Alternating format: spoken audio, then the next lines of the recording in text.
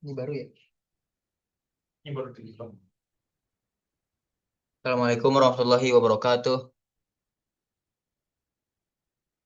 Selamat malam semuanya. Gimana kabarnya Kak Agnia Feby?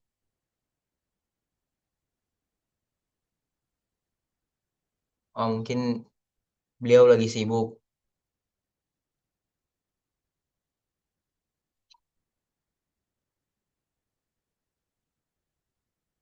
Gimana kabarnya Kakak Aisyah? Apa kabar?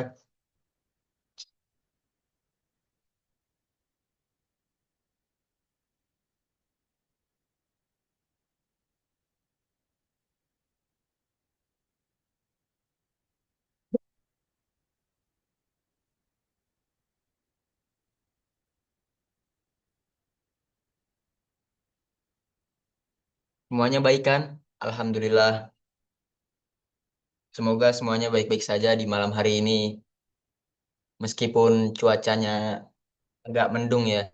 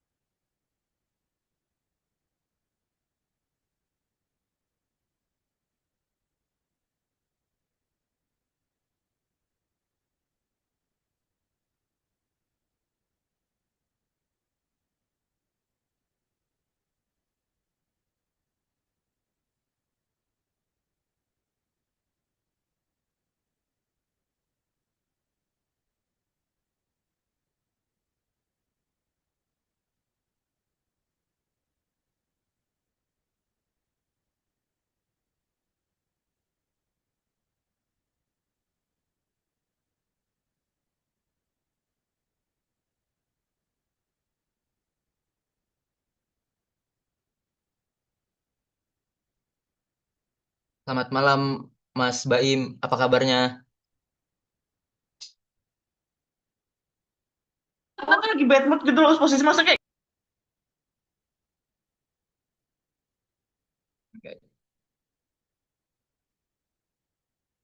Oh, mungkin beliau lagi ada kendala di sinyal atau lagi sibuk kali ya.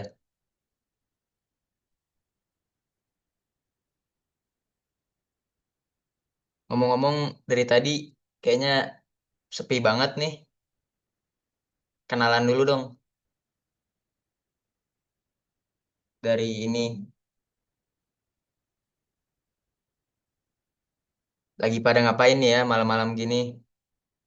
Malam-malam yang dingin gini lagi pada ngapain? Kakaknya pada dari mana aja ya? Nih Mas Yahya dari mana ini?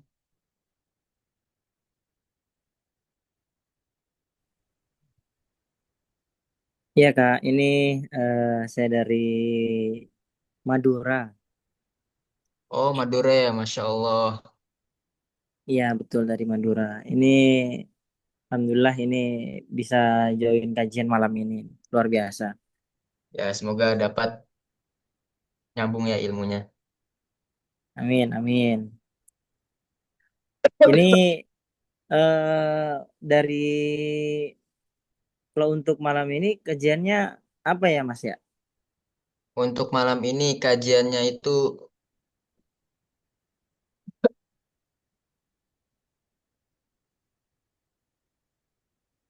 dengan tema tetap bahagia di negeri yang sakit jiwa.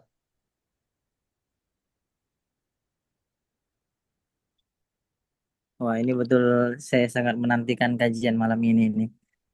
Cocok sekali untuk keadaan negara kita yang lagi tidak baik-baik aja.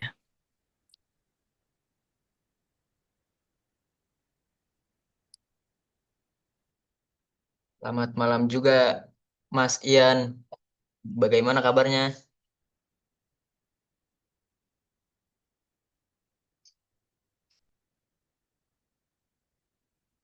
Mas. Oh, mungkin lagi ada kendala atau apa.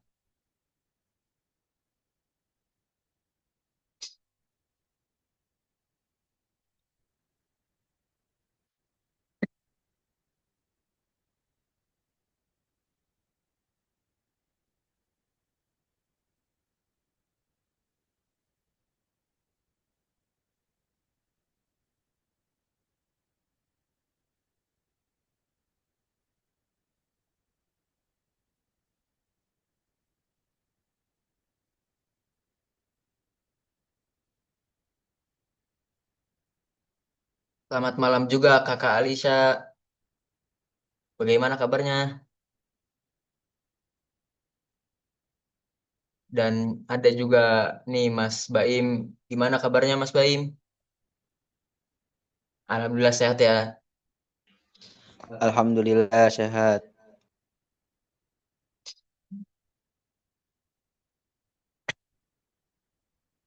Ini ada Kakak Syifa. Dari mana Kakak Syifa ya? Ngomong-ngomong nih. Mungkin nih lagi hujan nih, maaf ya. Sinyalnya mungkin agak error nih di sini. Di sana juga.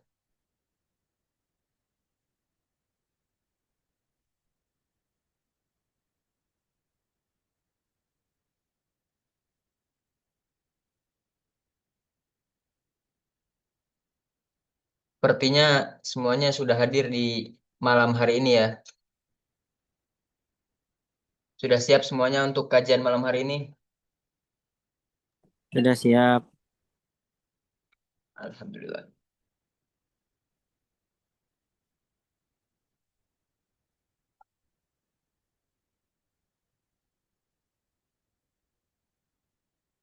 Assalamualaikum warahmatullahi wabarakatuh.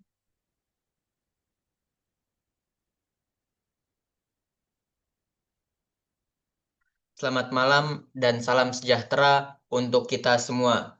Puji syukur kehadirat Tuhan Yang Maha Esa, yaitu Allah Subhanahu wa Ta'ala, karena atas rahmatnya kita dapat berkumpul secara daring melalui Zoom meeting dalam acara kajian malam hari ini dengan tema Tetap Bahagia di Negeri yang Sakit Jiwa.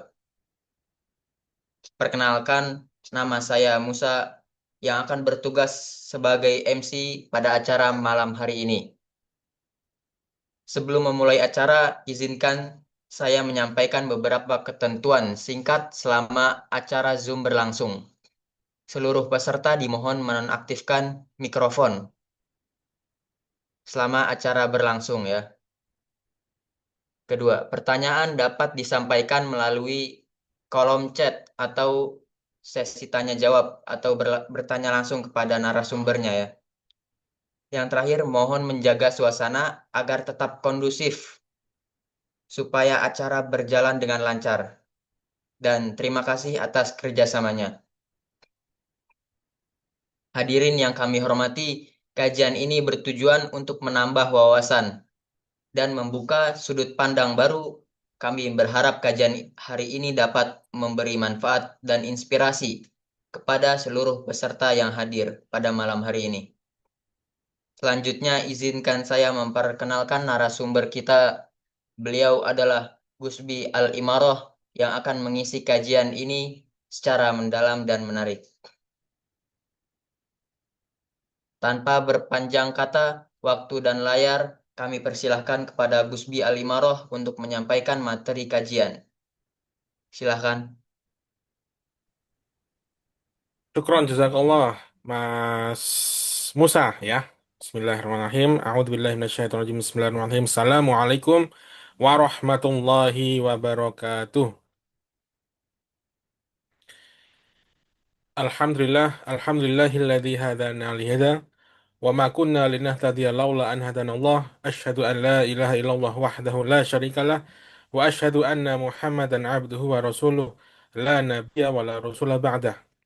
Rabbi shrah li sadri wa yassir li amri wa hlul 'uqdatam min lisani yafqahu qawli. Bismillahilladzi la yadurru ma'asmihi syai'un fil ardi wa la fis sama'i wa huwas samiul alim. Rabbi anzilni munzalan mubarakan wa anta khairul munzilin. Alhamdulillah pada malam hari ini kita akan melaksanakan kajian online Majelis Ngati-Ati di perdana kali. Masya Allah ya, ini luar biasa dan sangat kita nanti-nanti di yayasan untuk launching perdana Majelis Online Ngati-Ati yang mana Alhamdulillah ada antusias yang luar biasa dari teman-teman Gen Z dan milenial sehingga memang harus segera kita adakan pada kesempatan malam hari ini. Nah, ini adalah majelis yang asik insya Allah. Kita kemas dengan asik. Mohon maaf kalau tadi MC-nya masih latihan ya. Mas-mas dan mbak-mbak semua. Bolehlah kalau ini lagi ada slow, kita on cam. Biar bisa saling sahut menyahut. Karena malam hari ini insya Allah bukan majelis yang kaku. Bukan majelis yang eh, kayak kajian pada umumnya. Tapi ini adalah forum Gen Z dan milenial yang ngumpul. Kita bahas sesuatu yang asik. Kita akan ngaji sesuatu yang out of the box. Kalau biasanya kajian bahas apa sih? Bahasnya fikih. Ataupun kalaupun itu tasawuf, kalaupun tazkiyatun nafs, biasanya agak kaku. Bawa-bawa dalil yang berat. Nah, kalau di sini insya Allah kita akan ngaji dengan asik. Kita akan membedah sesuatu yang sifatnya umum, kita cocok logikan, kita korelasikan dengan sesuatu yang berbau dengan Islami. Nah, pada malam hari ini insya Allah kita akan bahas sesuatu yang asik, yang akhir-akhir ini isunya sedang hangat, akhir-akhir ini sedang sangat eh, apa namanya ya, trending terus, yaitu tentang kondisi negara kita yang Masya Allah, yang kalau kita ingat itu bikin ngelus dada. Ya nggak sih? Bahkan saya sendiri loh yang sudah berumur 35 tahun yang ya kita biasa kalau orang nyebutnya orang-orang milenial tuh atos-atos, bakoh-bakoh. Tapi ternyata ya sering overthinking juga dengan kondisi negara yang amburadul seperti ini. Nah, insya Allah pada malam hari ini kita akan mencari petuah-petuah, akan mencari pendapat-pendapat kuat-kuat dari dua tokoh besar. Tokoh ini tokoh Islam dunia, yang satu adalah tokoh internasional, yaitu Al-Imamul Ghazali. Yang satunya adalah Buya Hamka. Nah, ini kenapa kok Buya Hamka? Karena saya sangat suka dengan tafsir Al-Azhar. Kenapa kok suka dengan tafsir Al-Azhar? Benar, karena beliau adalah seorang sastrawan, yang mana saya sekolah di sastra dan mempelajari ilmu merakit kata-kata, dan saya merasakan di tafsir Al-Azhar ini nggak kayak baca buku tafsir, nggak kayak baca kitab tafsir, tapi kayak baca novel. Sangat asik, sangat puitis, dan Masya Allah bisa melembutkan jiwa. Makanya kita pada malam hari ini akan ngobrol seru terkait dengan bagaimana perspektif Imam Ghazali dan Buya Hamka, yang mana beliau berdua ini memiliki apa ya, dunia yang hampir mirip dengan dunia kita saat ini. Nah, seperti apa? Mari kita bahas satu persatu. Sebelumnya, yang nggak punya halangan, yang lagi bersantai, boleh nih on cam nih, biar biar nggak sendirian nih, saya on cam sendiri nih, ya. Boleh sekali, silahkan on cam, kita saling tatap muka, biar bisa saling kenal. Karena nanti insya Allah akan di WA sama admin, kemarin kan sudah pada daftar ya, akan di WA sama admin, dan insya Allah kita akan saling kenal lebih lanjut, dan kita akan buat forum grup WA di mana di situ kita saling sharing tentang apa saja eh, yang akan kita bahas di pertemuan selanjutnya. Oke, nah inilah bagaimana caranya kita tetap bahagia di negeri yang sakit jiwa menurut perspektif Imam Ghazali dan Buya Hamka. Nah, sebelumnya, kenapa kok bahas ini? Kenapa kok eh memilih bahas ini, nggak milih yang bahas yang tema lain yang nggak sensitif? Ini kan sebenarnya agak sensitif, tapi ya cuek lah, karena memang sangat diperlukan sepertinya. Karena ada banyak sekali, bahkan kemarin, ya nanti kita bahas ya, tentang ada seorang klien, seorang eh, pasien, ya sebutannya pasien, yang mana pasien ini pasien psikolog curhat ke seorang psikiater yang ternyata bukan terkait dengan cinta, bukan terkait dengan karir, bukan terkait dengan sesuatu yang penuh dengan trauma, tetapi tentang negara. Jadi galau karena kondisi negara. Wah, ini luar biasa ya. Saya pun juga kaget juga. Ternyata ada juga yang sampai ke klinis gitu. Nah, ini makanya kita bahas ini karena kita merasakan sekali akhir-akhir ini memang kita lebih mumet daripada kemarin-kemarin. Bahkan saya sendiri terus terang merasa kayak wah ini negaranya kok seperti ini ya. Sampai kapan ya seperti ini gitu. Nah, itulah kenapa kita membahas terkait dengan kenapa kita bagaimana caranya kita agar tetap bahagia di negeri yang sakit. Nah, balik ke yang tadi, ini psikolog muda namanya Mbak Mufliah Fahmi, biasa dipanggil Mbak Lia. Ini saya kenal sama beliau yang kemarin viral. Beliau seorang psikolog yang kemarin viral ya. Jadi saya kenal sama beliau. Beliau adalah kakak tingkat saya di IMM BSKM dulu 2011. Nah, beliau curhat di Instagram waktu itu bahwa ada orang yang datang, seorang klien datang untuk pertama kalinya stres karena kondisi negara. Jadi si klien ini merasa bahwa putus asa banget nih karena ada kondisi negara yang carut marut. Kondisi negara yang carut marut sehingga merasa bahwa ini kayaknya nggak ada masa depan. Akhirnya orangnya overthinking, stres, pikirannya berat, asam lambung naik, hipertensi dan lain sebagainya. Sehingga seha- yang seharusnya dia bisa menjalani aktivitas sehari-hari, dia harus datang ke psikolog. Ini kayaknya belum pernah ya. Sangat belum pernah ada yang seperti ini. Dan saya baru lihat kemarin ada orang yang putus asa menjadi WNI karena kondisi negara. Ya, lucu banget ya. Nah, kenapa banyak yang ngeluh? Kenapa kok banyak yang ngeluh? Karena negara Indonesia memang lagi darurat kerusuhan. Bukan kerusuhan yang kayak kemarin demo ya, tapi rusuh karena politiknya gaduh. Rusuh karena politiknya gaduh. Nah, kalau yang tadi itu curhatnya adalah seperti ini. Kenapa kok ngeluh ya? Karena politiknya gaduh dan ini real ya. Yang terjadi memang seperti ini, ekonominya nggak menentu, korupsi dan ketidakadilan merajalela, alamnya dirusak. Ya, ini sudah trending di mana-mana. Semua orang tahu ada seorang pemimpin kita itu sangat cinta sama sawit. Dirusak lah, udah semuanya dirusak. Makanya mental kolektif bangsa terguncang. Terlebih lagi ekonomi ya. Kalau yang memberikan dampak yang sangat besar itu ekonomi. Ekonomi ini Masya Allah, adanya MBG itu bukan malah membantu, tetapi malah ngasih dampak yang sangat buruk.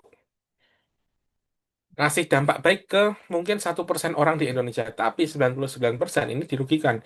Kenapa? Harga-harga pada naik, sembako naik, telur, ayam, istri saya itu ngeluh terus.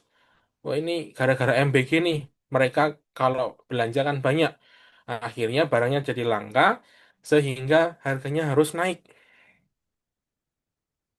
Nah, makanya di situ ada orang-orang yang galau, ada orang-orang yang mentalnya terguncang gara-gara kondisi negara. Ya, jadi ini real terjadi di lapangan, bahkan itu terjadi juga di saya. Bedanya kalau saya nggak keluar-keluar di sosmed, tapi kalau teman-teman yang sudah merasa nggak kuat itu ya keluar-keluar di sosmed itu pasti, gitu ya. Nah, apalagi kemarin sebelum eh, Menteri Ekonomi diganti oleh Pak Purbaya, nah namanya bukan Bu Sri Mulyani ya, itu pernah mengatakan bahwa sebagian besar Gen Z, dewasa dan orang anak-anak milenial itu masuk kategori middle class. Kenapa? Karena Bu Sri Mulyani ini membuat sebuah kebijakan di mana ketika ada seseorang berpenghasilan di atas 400.000 itu sudah masuk di kategori mampu, kategori middle class. Sedangkan kategori menengah ke bawah itu 400.000 ke bawah. Bayangin 400.000. Buat bayar listrik aja kadang nggak cukup tuh. Apalagi listrik kan sekarang naik terus ya. Nah, orang-orang middle class ini adalah orang yang kelasnya paling nanggung. Hidupnya tuh sederhana sekali gitu. Gajinya itu tuh cukup, cukup ya, cukup buat hidup, tetapi nggak dapat subsidi, tapi nggak bisa nabung. Gajinya selalu ngepres. Kenapa? Ya karena dianggap middle class. Kalau orang yang menengah ke atas, mereka duitnya banyak, gajinya mungkin belasan, puluhan, ratusan juta penghasilannya. Tapi kalau menengah, ya UMR atau bawah UMR sedikit atau atas UMR sedikit itu namanya menengah. Makanya orang-orang ini nggak pernah dapat bantuan dari pemerintah, selalu yang diperes begitu. Nah, makanya di sini kita sebut kelas paling nanggung. Ini di sebagian besarnya adalah anak-anak Gen Z dan milenial. Dan kita bolehlah menyebut Gen Z dan milenial ini adalah generasi yang paling tangguh. Orang-orang yang sudah masuk dapat kasus-kasus, dapat masa quarter life crisis. Orang-orang yang menjadi sandwich. Apa itu sandwich? Atas kena, bawah kena. Harus menghidupi anak, istri, harus menghidupi orang tua. Makanya namanya sandwich. Atas kena, bawah kena. Dan orang-orang yang dapat tekanan sosial dan ekonomi. Tapi harus tetap survive dan kreatif. Karena kalau nggak gitu ya nggak hidup. Makanya di sini kita bolehlah merasa bangga. Padahal kan sebenarnya kadang ada orang yang menyebut Gen Z itu cengeng. Ya, Gen Z itu cengeng, milenial yang akhir-akhir cengeng. Apa-apa dikeluhkan di sosmed. Padahal kan orang-orang ini nggak tahu milenial kenapa bisa begitu, Gen Z kenapa bisa begitu. Karena banyak sekali hal-hal yang dulu nggak ada, sekarang ada. Dan itu nggak perlu kita bahas di sini, semuanya sudah tahu. Ya. Nah, orang-orang Gen Z dan milenial ini itu punya cara untuk mengobati diri sendiri. Ya, dapat tekanan sosial, mereka ngerespon dengan cara yang unik. Mereka curhat di medsos, lalu datangi ke psikolog, ya. Mereka support, saling support, bikin grup di Facebook, bikin channel di tele, atau bahkan mungkin hanya sekedar join grup di Discord gitu, untuk dengerin orang ngomong. Dan yang paling bikin orang makin kuat adalah bikin memes. Nah, ini unik banget yang baru saya temukan. Nah, saya kan seorang konselor ya.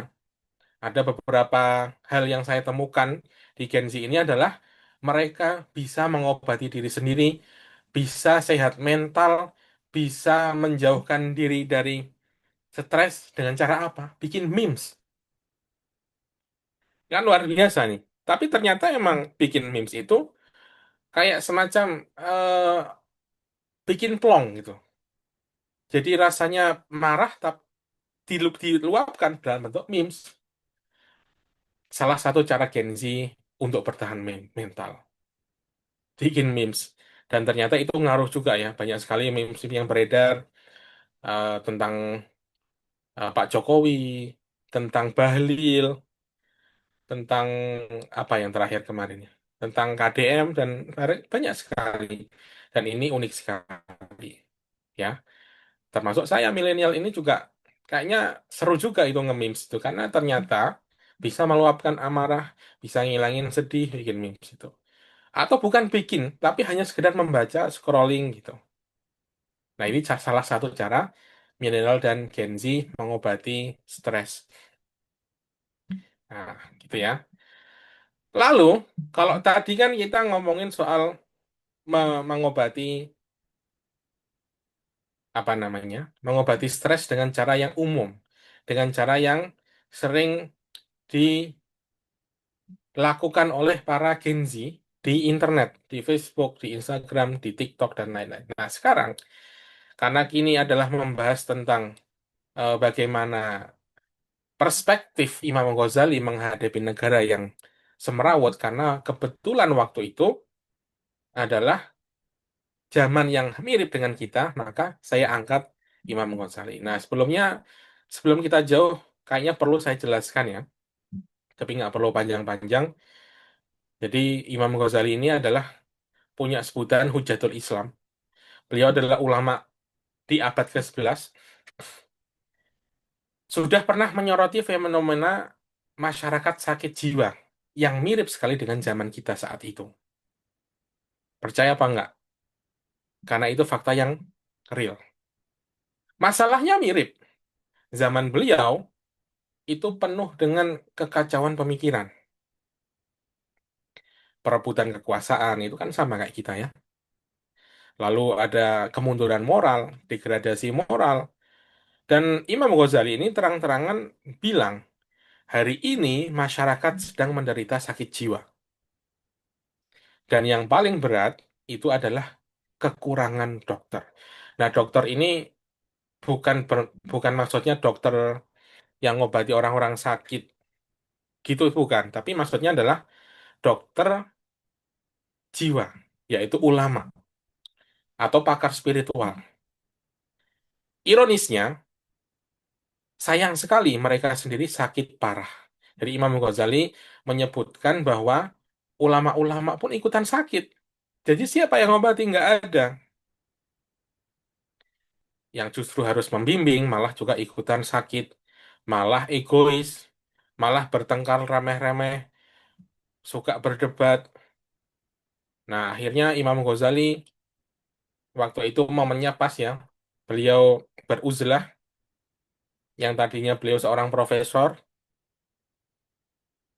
di Universitas Nizamiyah namanya ya di Baghdad.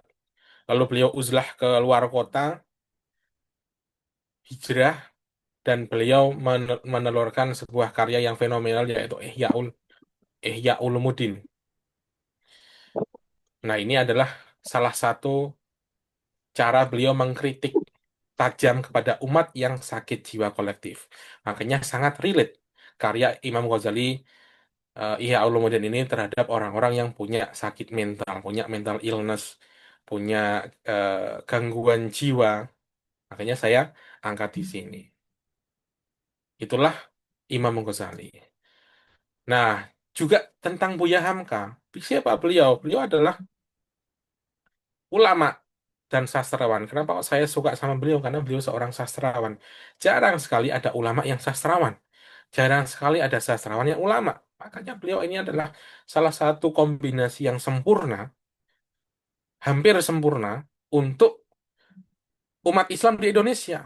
Beliau pandai merangkai kata, beliau pandai tentang fikih, tentang muamalah, akhlak, adab, dan lain-lain. Makanya beliau bisa menelurkan karya berjudul Tafsir Al-Azhar di penjara.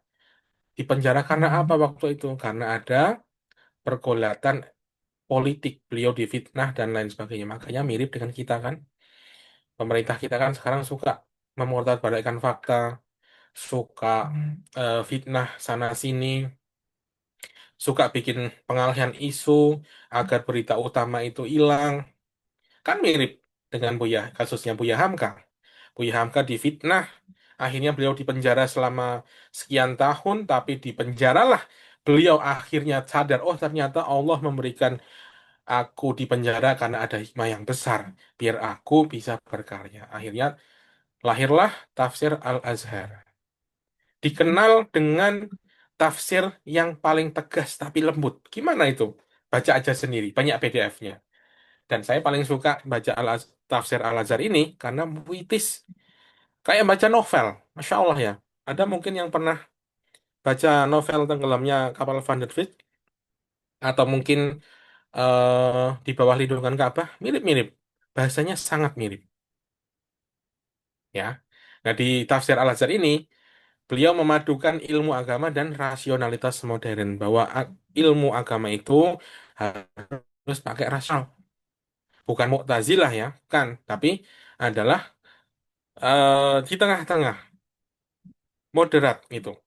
Bahwa kita beragama harus sesuai dengan rasional, harus logis, tapi juga nggak boleh lepas dari agama, karena agama itu kan ada sesuatu yang ada banyak pertanyaan yang nggak harus dijawab, maka harus di tengah-tengah. Nah, Imam Ghazali di dalam kitab Ihya Ulumuddin mengatakan masyarakat sedang menderita. Sayangnya para penyembuh ikut sakit. Ini mirip sekali dengan kita saat ini. Mohon maaf sekali. Kemarin viral. Salah satu guru saya, Ustadz Muhammad Abduh Tuasikal, itu beliau dulu sebelum terkenal, saya ikut nyiapin eh, kajiannya. Saya jadi panitia kajian. Saya dulu takmir masjid di depan FTUNY tahun 2009, Masjid Al-Ikhlas namanya. Sebelum beliau terkenal, beliau dulu kajiannya di situ. Jamaahnya hanya 10, 11, 12, bahkan kadang-kadang cuma takmirnya aja. Nah, kemarin kan viral kan itu, ada orang yang mentahdir bahwa Ustadz Abdul Wasikal sudah sesat, sudah ini, sudah itu, padahal cuma pamer, beliau bikin KTM, kartu nomor bangku Muhammadiyah, kartu tanda anggota Muhammadiyah. Nah, apa salahnya sama Muhammadiyah itu? Muhammadiyah itu cuma organisasi, bahkan beliau mau masuk NU juga nggak ada masalah. Wong NU itu organisasi. Yang jadi masalah mungkin kalau beliau murtad, akan jadi masalah, boleh tuh. Tetapi inilah yang terjadi. Benar kata Imam Ghazali, dan zamannya mirip kan. Di zamannya Imam Ghazali, para ulama itu suka berdebat, lupa esensi dakwah, sehingga yang seharusnya para ulama ini nyentuh jamaahnya, nyentuh umat yang butuh sentuhan beliau-beliau ini, dilupakan, dilupakan gitu. Yang mana akhirnya masyarakat malah bingung. Ulamanya sibuk berdebat, masyarakat masyarakatnya bingung. Akhirnya Imam Ghazali bikin resep-resep, dikumpulkan menjadi sebuah kitab namanya Ihya Ulumuddin, dibuatlah solusi namanya self purify. Bikin cara bagaimana sih agar hati kita kembali suci, agar kita nggak gampang stres, agar nggak gampang kena mental, agar nggak gampang kepikiran ini itu. Di Ihya Ulumuddin semuanya sudah disediakan. Bahwa sebenarnya Ihya Ulumuddin ini sebenarnya cuma mengembangkan isi Al-Qur'annya, mengembangkan isi Al-Quran, mengembangkan sunnah-sunnah sehingga dibalut menjadi detail dan mudah dipahami oleh umat Islam. Nah, self purify ini dijadikan solusi. Udah, wong ulamanya lagi pada kayak gitu, udah. Mending kita nyuciin jiwa, kita zikir, kita kembalikan hati kita kepada yang Allah mau, yaitu melalui Al-Quran. Itulah kata Imam Ghazali. Nah, di dalam Ihya Ulumuddin juga dijelaskan ada resep ketentraman. Ada resep ketentraman dari Imam Ghazali. Apa saja itu? Yang pertama adalah kurangi bicara. Nggak usah bicara banyak-banyak. Kenapa? Orang yang bicaranya banyak-banyak itu pasti mengeraskan hati. Orang yang berisik sekali itu pasti hatinya keras. Itu kata Imam Ghazali. Sedangkan orang-orang yang diam bisa diisi untuk nginget Allah. Bisa ngelembutin hati. Di dalam Ihya Ulumuddin juga disampaikan. Barang siapa memperbanyak kata-kata, maka banyak pula salahnya. Dan barang siapa banyak salahnya, hatinya menjadi mati. Nah, generasi ini kira-kira banyak bicara atau sedikit bicara tapi diisi zikir. Nah, kita bisa lihat, kita bisa introspeksi, ya, diisi dengan zikir. Nah, lalu Imam Ghazali juga menyampaikan salah satu cara agar kita sehat mental adalah dengan mengatur makan. Makan itu sederhana aja, nggak usah aneh-aneh. Nggak usah ada yang viral, dikejar ini. Wah, sampai ngantri. Kalau nggak kebagian marah-marah. Makan yang sederhana aja. Nggak perlu sampai konyang sekali. Nggak perlu sampai perutnya kecilet-cilet sampai kosong. Dari pagi sampai malam nggak makan karena diet. Nah, yang seperti ini malah nyiksa. Nah, Imam Ghazali mengajarkan makan itu yang sederhana aja. Diet ya cukup kalau emang mau diet ya diniati puasa atau pakai cara Rasulullah, jangan makan sebelum lapar gitu. Lalu sholat malam ya. Sholat malam meskipun hanya witir 1 rakaat atau tahajud 2 rakaat dan itu adalah salah satu kunci untuk membuat jalur istimewa kepada Allah. Imam Ghazali berkata, rahasia kebaikan terletak pada malam. Siapa yang ingin hatinya hidup, maka bangunlah di sepertiga malam terakhir. Yang insomnia bisa diisi dengan eh, mikirin Allah daripada mikirin hidup.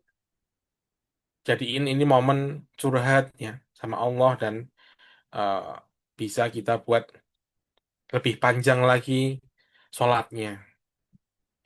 Lalu menyepi untuk refleksi, beruzlah,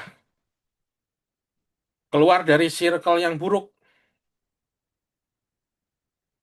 Ada namanya kholwah, ini kata Imam Ghazali. Sesekali mengasingkan diri dari kerumunan untuk merenung. Barang siapa tak pernah menyendiri, ia tak akan pernah mengenal dirinya sendiri. Dan barang siapa tak mengenal dirinya, ia tak akan mengenal Tuhannya. Jadi kita perlu mengenal diri sendiri.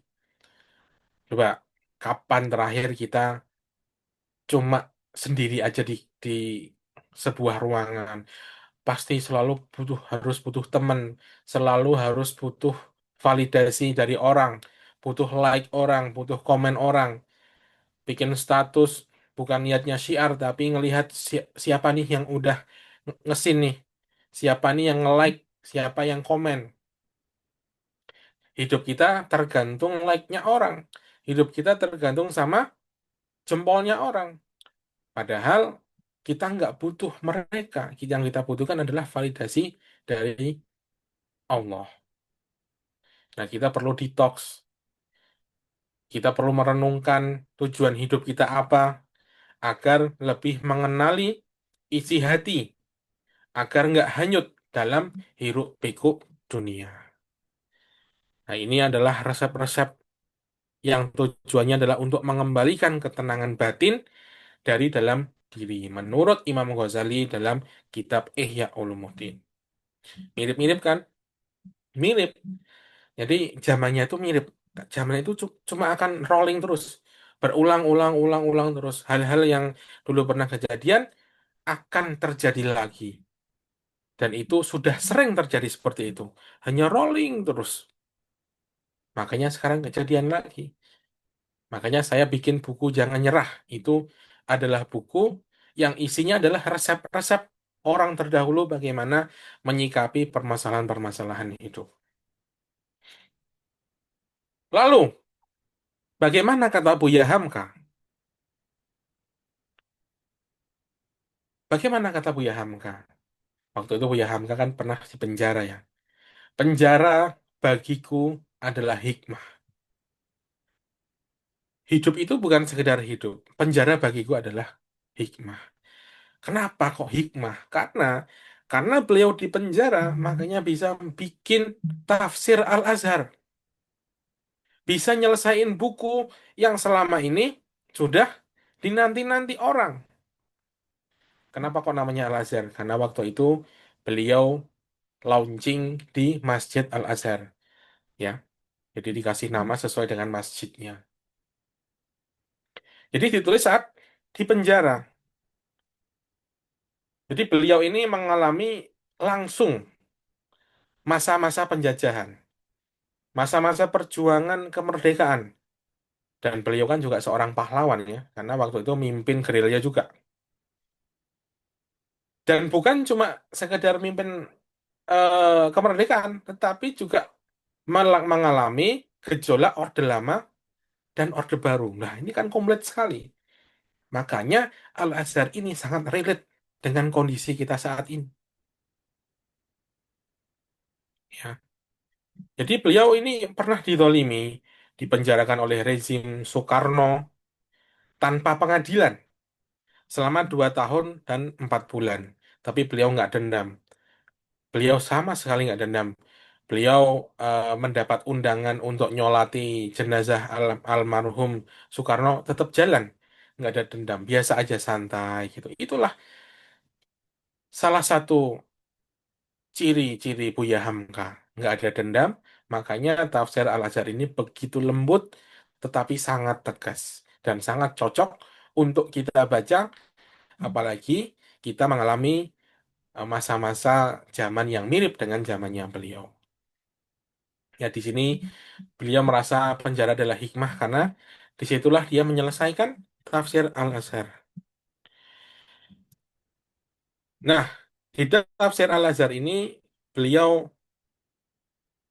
menyampaikan bahwa resep bahagia itu ada 3. Ada berapa? Ada 3. Yang pertama adalah akal sehat. Akal sehat.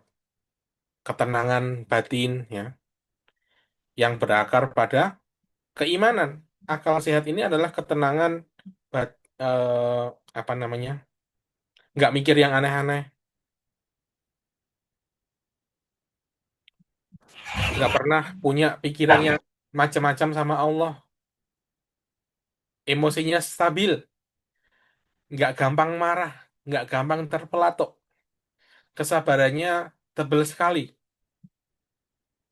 ya, dan iman yang sangat kuat.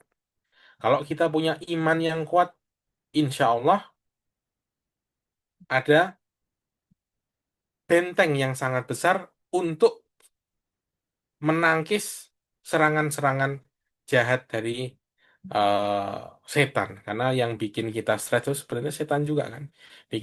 Mengocok-ocoki kita agar pikirannya aneh-aneh gitu kan. Ketika akal, emosi, dan iman ini berjalan harmonis, insya Allah kebahagiaan sejati akan muncul dengan sendirinya. Artinya, kalau imannya kuat, hatinya lapang, pikirannya jernih, orang pasti bahagia, insya Allah. Dengan begitu, bisa mengendalikan diri, mengendalikan keinginan, nggak semua nafsu dituruti. Ini nih yang penting. Kita kadang nggak bahagia karena semua nafsu kita turuti. Pengen ini harus kecapaian, pengen itu harus kecapaian. Kita harus punya mindset. Semua nafsu jangan dituruti. Semua keinginan nggak perlu dituntaskan. Kita harus menerima takdir dengan lapang dada, ya, dengan tetap menjunjung tinggi nilai moral. Nah, di dalam sini, tafsir Al-Hazar ini, Buya Hamka menegaskan pentingnya penguatan spiritual dan pemurnian jiwa sebagai penyembuhan dari dalam. Self healing, pakai inner peace, ya. Jadi nggak usah obatnya aneh-aneh. Cukup tiga aja. Akalnya sehat, emosinya stabil, dan imannya kuat. Itu aja. Kalau berjalan harmonis, jalan lancar semuanya, insya Allah kebahagiaan akan muncul dengan sendirinya. Nah, di dalam Al-Quran pun juga disebutkan. Al-Baqarah ayat 286. La yukallifullahu nafsan illa wus'aha. Allah tidak membebani seseorang, melainkan sesuai kesanggupannya. Sesudah kesulitan, ada kemudahan. Inna ma'al usri yusra. Sampai diulang dua kali loh. Fa inna ma'al usri yusran, inna ma'al usri yusran. Itulah kata Allah. Jadi Allah ini ngasih verifikasi bahwa sesudah kesulitan itu pasti akan nemu kemudahan. Diverifikasi ulang. Ini loh, tak ulang dua kali. Berarti ini benar-benar diteguhkan. Lalu jangan putus asa dari rahmat Allah. Di dalam Az-Zumar ayat 53. Di mana Allah menegur orang-orang yang putus asa. La taqnatu mir rahmatillah. Kenapa? Karena sebesar apapun dosa atau masalah kita, rahmatnya Allah itu jauh lebih besar lagi. Jangan pernah khawatir, jangan pernah minder. Aku berdosa, dosaku banyak sekali, kayaknya nggak bakalan diampuni. Aku udah pernah ini, pernah itu. Aku malu menghadap kepada Allah. Jangan pernah berpikiran seperti itu. Itu namanya suudzon sama Allah. Padahal Allah punya sifat ghafur, pemaaf. Apapun kondisimu, pasti Allah maafkan. Sebelum nyawanya hilang, sebelum mati. Bahkan dosa sebesar mengkhianati Allah, menyekutukan Allah, syirik, itu masih diampuni kalau kita bertobat. Itulah Allah. Allah itu rahmatnya melebihi dosa-dosa kita. Jangan pernah khawatir selama kita mau mendekat pada Allah. Insya Allah selalu ada harapan dan perbaikan. Ada hadis qudsi yang mengatakan bahwa aku sesuai prasangka hambaku. Hadis qudsi. Hadis qudsi ini adalah eh, apa namanya? Kata-kata dari Allah yang nggak dimasukkan dalam Al-Quran. Nah, ini salah satunya. Aku sesuai dengan prasangka hambaku. Ini sebenarnya pesan yang sangat indah dari Allah.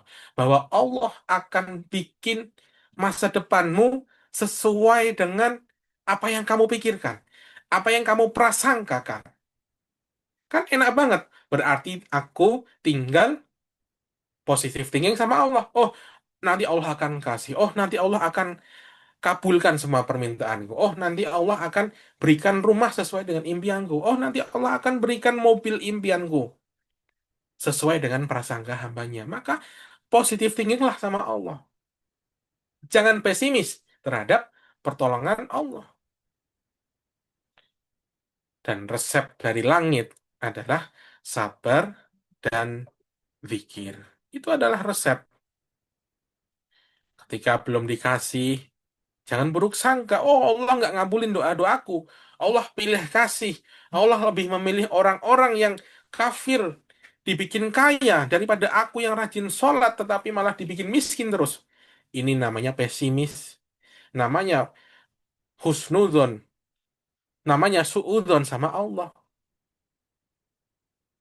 Padahal Allah sesuai dengan prasangka hambanya. Ya kita tinggal positive thinking aja. Alah, nanti dicukupi. Allah nanti Allah kasih, udah tenang aja, Allah pasti ngasih. Gitu aja dong. Positive thinking sama Allah. Bukan berdasarkan keputusan kebijakan Prabowo. Bukan dong. Jadi kita harus berprasangka baik sama Allah. Allah akan bikin negara ini baldatun toyibatun warokbun ghafur. Insya Allah.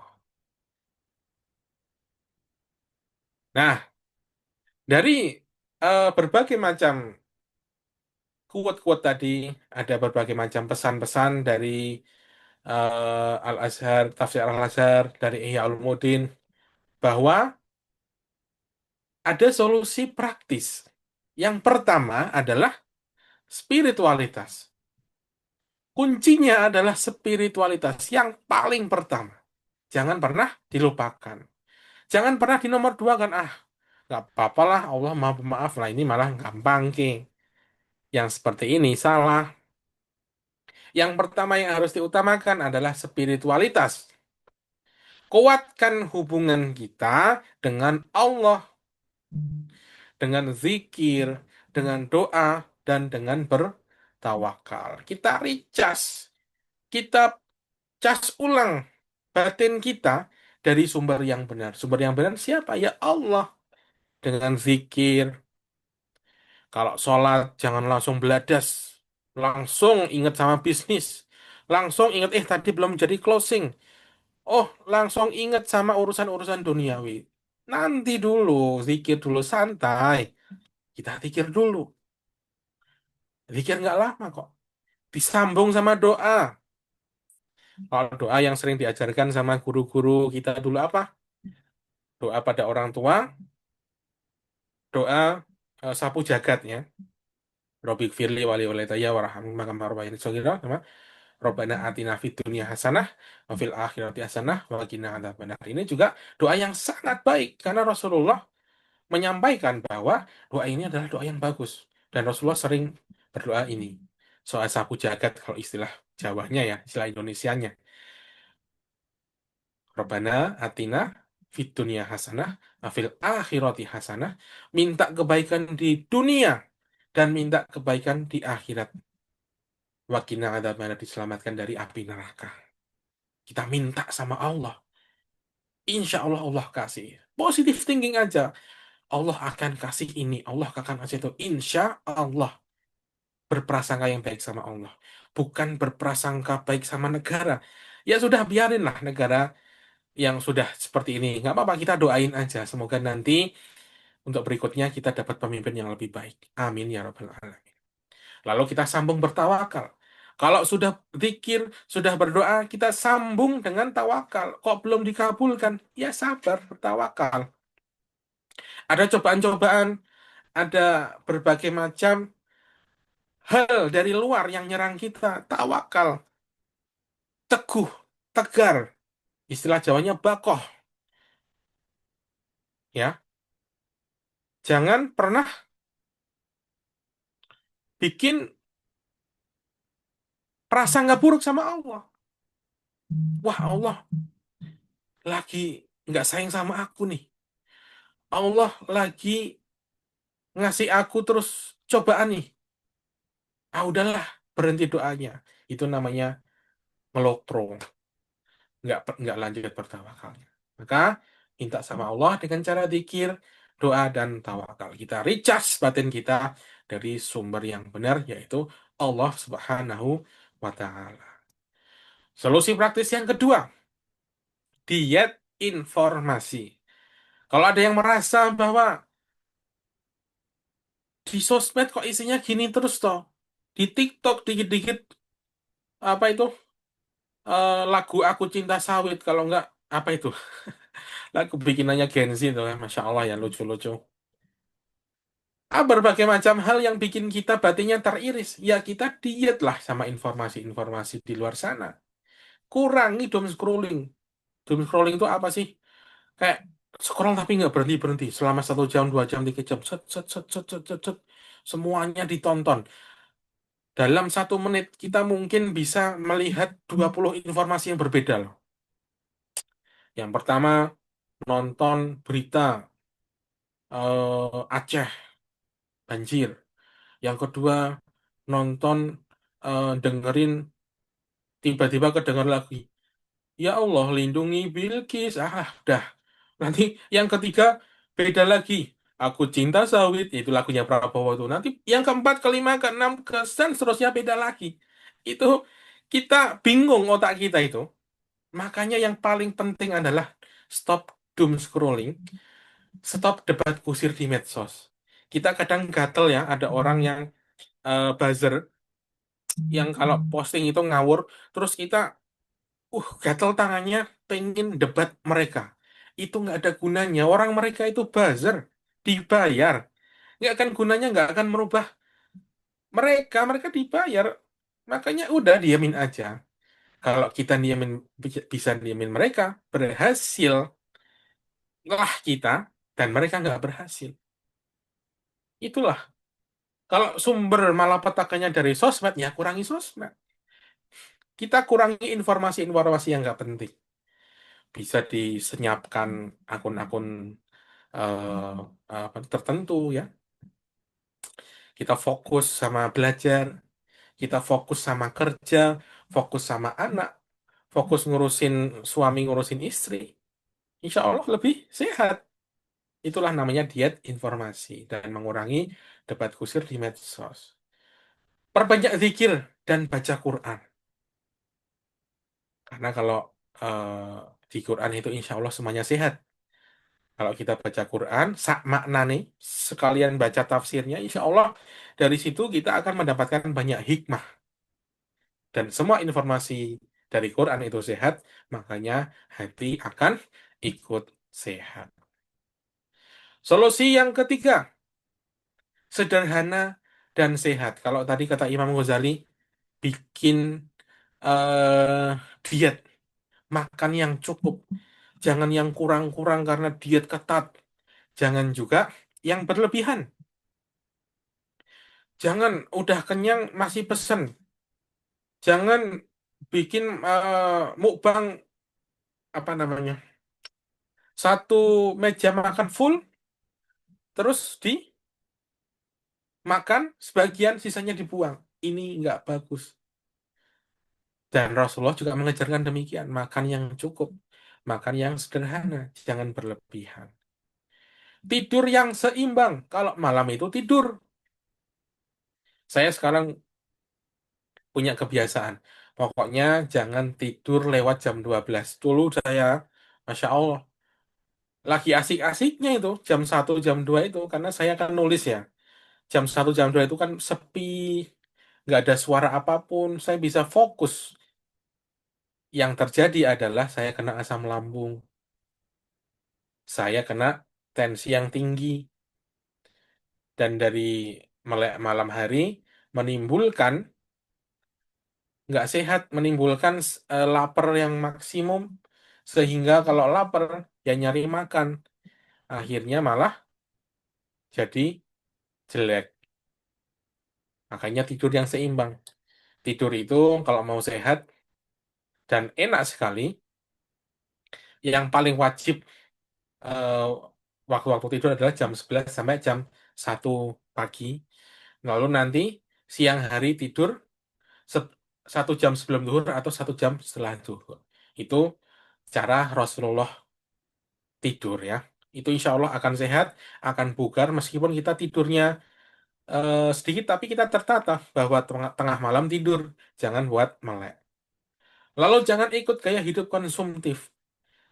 Kadang orang-orang itu ikut-ikutan FOMO. Ada apa dikejar. Orang-orang pada beli ini, ayo kita ke sana yuk. Yang seperti ini akan bikin kita jadi ini apa?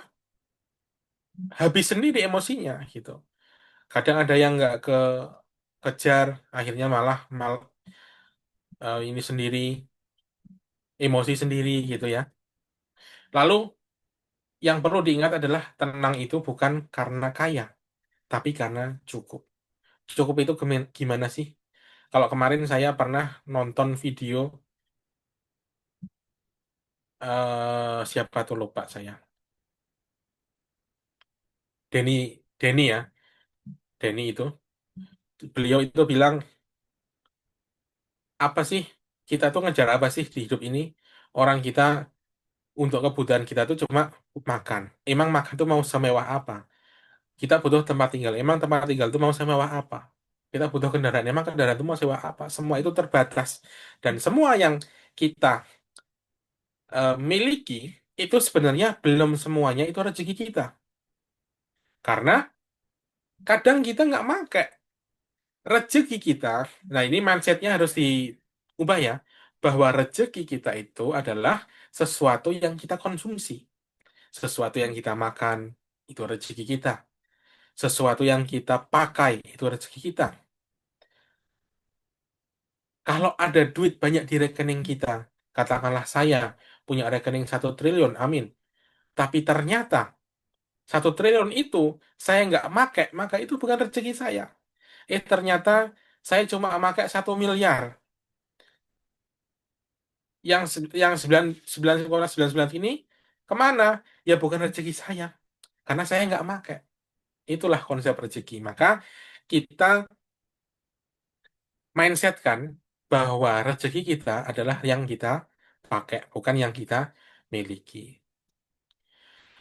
Lalu, solusi 4 dan 5, bangun support group dan komunitas. Insya Allah, di Masjid Cita Santri, di Quranesia ini, kita akan membuat grup, akan membuat komunitas, komunitas ngati-hati, komunitas ngaji asik, melembutkan hati. Di mana di sini nanti kita akan sharing-sharing terkait dengan apa? Terkait dengan mental, terkait dengan masalah-masalah. Kalau butuh curhat-curhat, boleh nanti langsung WA saya. Insya Allah saya ada di situ. Kita akan ngobrol. Boleh sekali. Curhat, Gus ini seperti ini, Gus ini seperti ini. Mohon infonya kalau kayak gini. Apakah ada? Apakah dulu pernah ada sahabat Nabi? Apakah di Ihya Ulumuddin ada yang seperti ini? Insya Allah akan saya jawab. Insya Allah kalau paling minimal telat lah. Nggak mungkin tak cuekin insya Allah ya. Makanya di sini nanti setelah selesai acara insya Allah akan ada admin yang menghubungi. Kita akan masuk grup dan kita akan sharing-sharing di situ. Lalu yang kedua adalah terus belajar dan buka wawasan. Jangan berhenti belajar. Jangan stop informasi yang membangun. Informasi yang menambah wawasan. Yang harus kita stop adalah informasi-informasi yang menghancurkan mental. Dengar kabar buruk. Dengar, karena kita setiap hari, hampir setiap hari itu dengar kabar buruk dari pemerintah. Masya Allah ya. Membingungkan sekali gitu jadi WNI itu. Ya tapi nggak apa-apa lah. Ya kita cukup hentikan informasi-informasi itu. Lalu menyendiri itu boleh. Pengen sendiri dulu, pengen me time dulu, tapi jangan jalan sendiri selamanya. Kita harus berkelompok. Manusia itu kuat ketika berkelompok. Manusia itu bisa punya power ketika jalan bareng-bareng. Jangan terlalu lama jalan sendiri, jangan suka jalan sendirian. Karena kalau sendirian, itu gampang sekali tergoda sama setan. Nah, kesimpulannya, bahagia bukan berarti bebas masalah. Karena negara ini pasti akan selalu ada masalah. Pasti. Dunia ini pasti akan selalu ada masalah kecuali sudah kiamat. Kiamat itu selesai, ditiup sangkakala semuanya sudah selesai. Tapi kalau masih ada kehidupan, Allah belum tentukan kiamat, maka masalah akan selalu ada. Maka kita sebenarnya mampu menghadapi dunia yang gila ini, menghadapi kondisi negara yang nggak karu-karuan semerawutnya ini, dengan hati yang tetap waras, dengan cara apa? Memegang janji Allah. Allah akan terus sama kita kalau kita zikir. Allah akan sesuai dengan prasangka hambanya. Dan bahwa Allah akan ngasih ujian dan cobaan nggak pernah lewat dari garis batas. La yukallifullahu nafsan illa wus'aha. Itu janjinya Allah. Bukan janjinya orang lain, bukan janjinya Imam Ghazali, bukan janjinya Buya Hamka. Tapi janjinya Allah, maka harus terus dipegang. Jangan terlalu larut dengan kondisi dunia. Cukup pegang janji Allah. La yukallifullahu nafsan illa usaha. Ila bidzikrillahi tatmainul qulub. Dan itu tadi. Inna ma'al usri yusra, fa inna ma'al usri yusra. Allah akan ngasih satu paket kesulitan dan kemudahan. Dan boleh sesekali kita buka kitab Ihya Ulumuddin, boleh sesekali buka tafsir Al-Azhar Buya Hamka, di mana insya Allah bahasa yang mereka buat itu bahasa hati, bahasa tazkiyatun nafs, bahasa tasawuf yang mana insya Allah akan melembutkan hati kita. Barakallahu fikum, sepertinya sudah cukup jam 21:01 ya. Mungkin ada 15 menit buat tanya jawab boleh dari teman-teman semua di sini, atau bukan tanya jawab deh, curhat sangat boleh, monggo. Jika ada yang mau ngobrol. Boleh nih, siapa nih? Monggo, Mas Musa boleh dipimpin oleh untuk tanya jawab.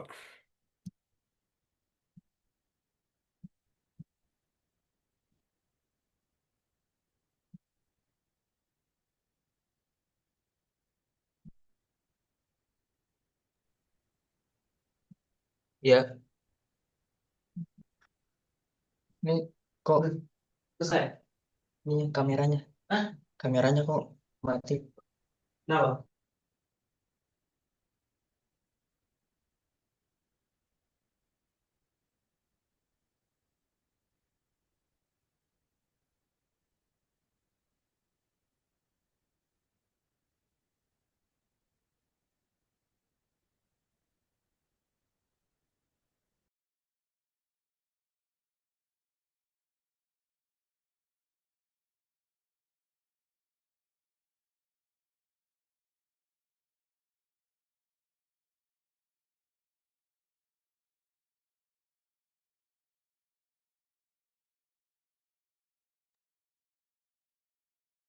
Terima kasih kepada Guspi Alimoroh atas pemaparan yang sangat luar biasa dan membuka wawasan bagi kita semua. Selanjutnya kita masuk ke sesi tanya jawab.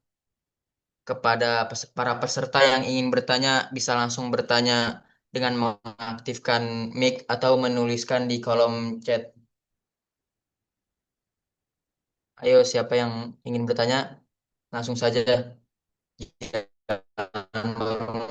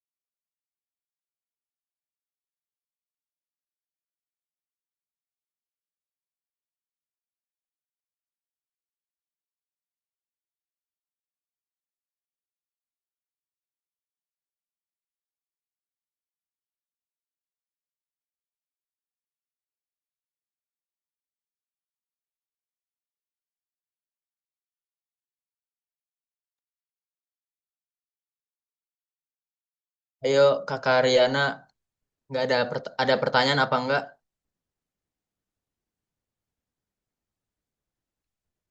Apakah ada yang ingin bertanya seputar tadi apa yang disampaikan oleh Gusbi?